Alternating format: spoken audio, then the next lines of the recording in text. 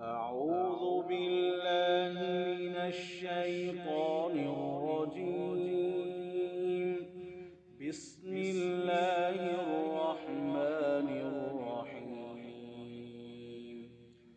ولقد آتينا لقمان الحكمة أن اشكر لله ومن يشكر فإنما يشكر لنفسه ومن كفر فإن الله غني حميد.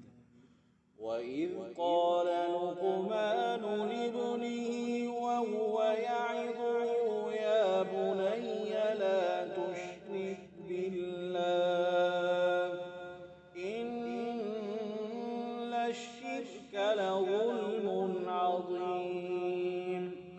ووصينا الإنسان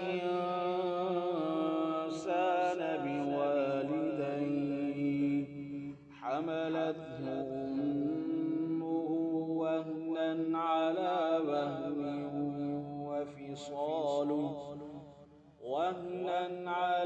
وهن وفصاله في عامين أن اشكر لي ولوالديك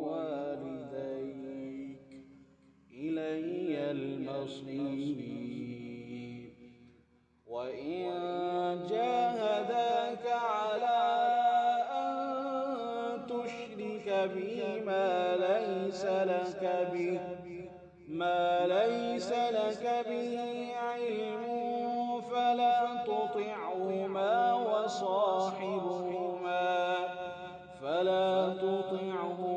وصاحبهما في الدنيا معروفا واتبع سبيل من أناب إلي ثم إلي مرجعكم فأنبئكم بما كنتم